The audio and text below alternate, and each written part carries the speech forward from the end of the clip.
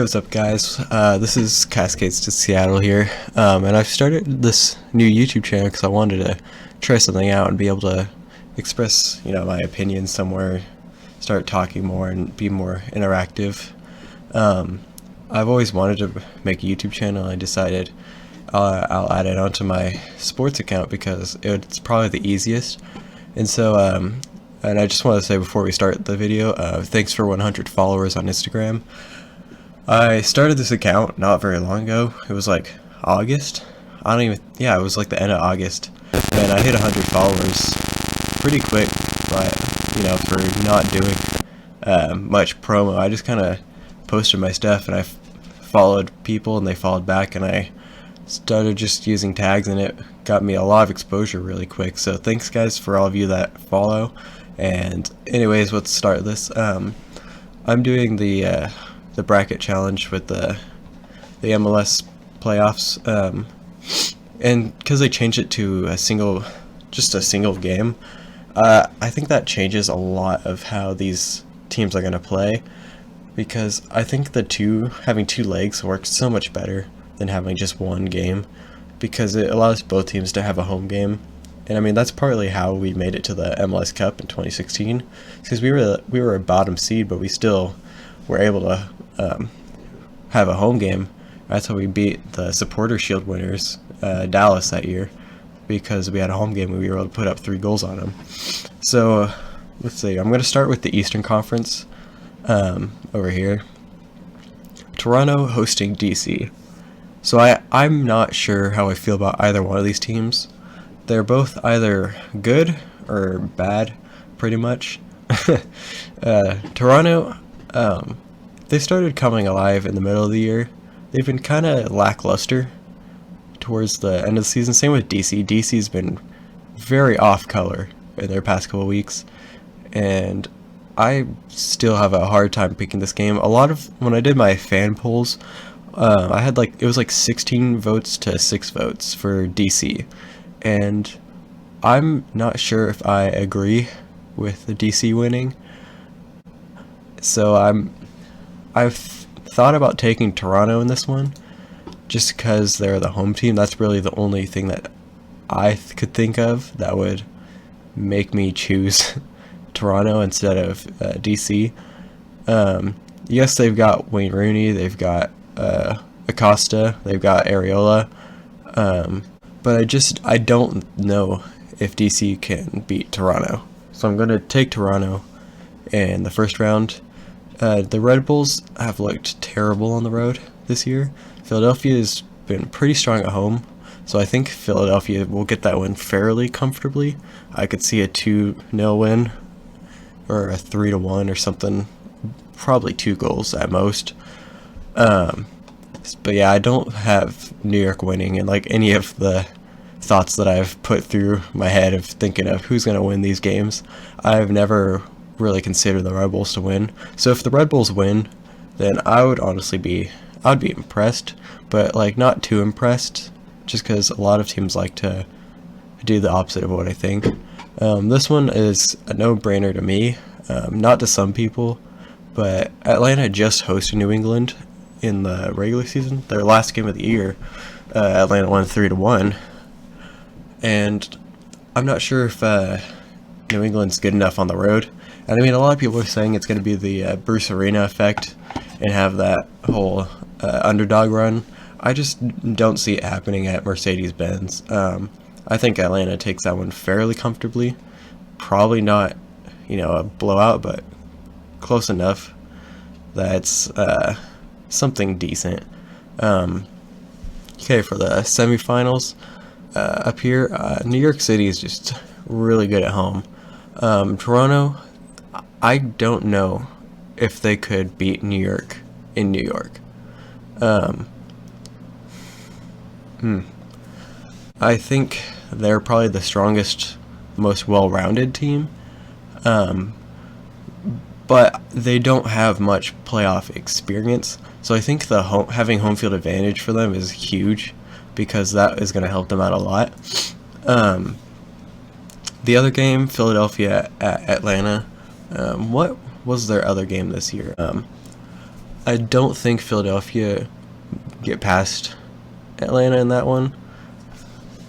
But for the sake of the underdogs, I'm going to take Philadelphia just because I don't think Atlanta repeat. I don't think they are the same team without Miguel Almiron. Without him, their attack has basically just been Martinez. They haven't had anyone else back to support them. Philadelphia and New York City. So yeah, I think New York City, their home field advantage is going to be huge for them, and I think they'll ride that to the MLS Cup final. So that's my East. I'm going to head to the West, start with Minnesota and LA. Minnesota, they've got a really strong defense. Their problem is they have to score goals, and the Galaxy are really good at scoring goals, but they're bad at defending. So this is going to be two teams that are really good at what the other isn't good at.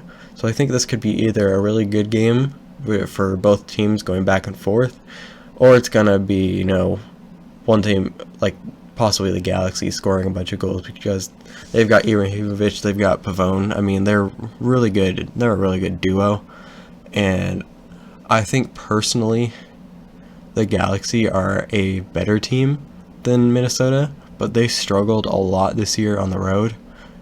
And they even struggled at home, losing to Vancouver 2 weeks ago. And they lost, to Houston this week on the road? So they're not very great on the road. So I think Minnesota will take the win over the Galaxy. As much as it would be cool to see an El Trafico game in the playoffs, I don't think it will happen. Salt Lake and Portland. As much as I hate Portland, I think they're probably overall a better team than Salt Lake. Salt Lake's just got a bunch of players that I hardly know the name of, but they're fairly good. Like, I could name like Savarino or Nick Raimondo. I don't really know most of their players, but they're good. But like, they've got like the most random group of guys to make it to third place. I think home field advantage might be what helps Salt Lake beat Portland. Portland's always good at getting that underdog run though through the playoffs, and they did it last year, and I think they have the ability to do it again. And I'm tempted to pick Portland just because I think they're a better team than Salt Lake, and they have more playoff experience. But if their lead striker is out again, doing his cocaine stuff, doing his drug rehab now, I mean, it's good for him for getting the help he needs. But at the same time, they've got to get a striker, and I think Abobasi is a pretty good finisher of the ball. He's really good at headers, but he's not a very good pure goal scorer.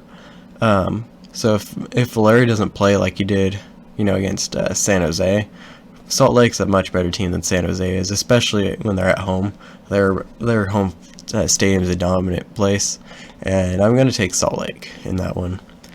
And this one, I'm pretty biased considering this is a Sounders account, but Dallas did hold us to no goals the last time we played them, and I mean, their defense is not a problem. Their offense is what's really bugging them the most, and then they scored 6 goals against Kansas City, so I mean, they're going to have confidence heading into playoffs. And I mean, we come off back-to-back wins, so we're also heading into the playoffs with a bunch of confidence. So I think this is going to be a much better game than the 0-0 draw we saw a couple weeks ago. I think Seattle is a much better team overall than Dallas is, though. And if Ruidiaz can get back to goal scoring, and we have Ladero back, we have Roldan who's on fire, we have Jordan Morris who's having the best year of his career. And I mean, if Rodriguez will eventually ever be not injured, if we can get our front four back, I mean, those guys scored 10 goals in 3 games to start the year. Well, 10 goals in 4 games to start the year. And I mean, that's a very, very good team if we can all be healthy. And Roland Torres, I mean, he came back and he looked great on defense. And I was at that game, and he saved us a couple of times just, being there. So if we have Roman Torres, we have Arriaga, who's been really good towards the end of the year. We got Kim Keehee, who's also been fairly good. And I mean, if we stop making those small defensive mistakes, like Brad Smith almost giving Ethan Finley a wide open shot on goal, or he did give him a wide open shot on goal, but Stephen Fry got Finley to just get it off the post. But if we stop making those defensive mistakes, I think getting home field advantage is going to help us out a lot. And I think that we take Salt Lake down as well. Salt Lake doesn't like to win in Seattle. We don't like to win in Salt Lake. And that's pretty much how all of those games go. I think the game against Dallas will probably be like 2-1 or 1-0 or something close. It's gonna be a back and forth defensive game. I think against Salt Lake we'll probably be able to win it like 2-1. That's pretty much the same scoreline every single time they play in Seattle for us. So I think we will win against Salt Lake because we have a better team and we have a much better home environment than Salt Lake has, and we definitely have the power to beat Salt Lake. LAFC and Minnesota. LAFC, holy crap, that team. I don't want to play LAFC no matter what. So like I'll be rooting for Minnesota in this game, but I don't think Minnesota can pull off that upset. Because I mean, Minnesota did upset LAFC last month, I believe, in LA. But LA also didn't have Carlos Vela in that game, and that's why they failed to score. I think with Vela, the Minnesota defense is going to be good enough that they can hold back LA, but not hold them back enough. I think LAFC beats Minnesota, but it's going to be a much closer game than I think many people would expect. Okay, so Seattle at LAFC. As a Sounders fan, I want to say we'd win this game, and just for the sake of being fun, I probably will say we win this game. LAFC beat us 4-1 at the beginning of the year, but we didn't have Rui Diaz, or who else was out? Wasn't Morris out too? And like Rodriguez was hurt. Like we were missing a bunch of players. Chad Marshall had just retired, so our defense just kind of went to shambles real quick. Actually, Chad Marshall was hurt, but he never came back from that injury. That was like right after he left for injury, and our defense looked terrible in that game. Playing in LA is always tough, especially when they got a team that can score like they do. They've cooled off towards the end of the year. They stopped scoring as many goals, which I think could also be the case of teams finally figuring out their play style and how Bob Bradley runs that team. But I still think LAFC is a very strong team. But because they lack playoff experience, I will say Seattle wins that game. And the only reason I say Seattle wins that game is just because of playoff experience. LAFC doesn't have very much. They've got a lot of guys who played in the playoffs last year, and that was like their first time in the playoffs, and then they got knocked out in the first game at home against Salt Lake. So I think LAFC's lack of playoff experience gets to them, and Seattle's playoff experience helps them out. And so we've never won in New York City, and that's where this MLS Cup final would be taking place. I think the boys in blue are a very, very strong team.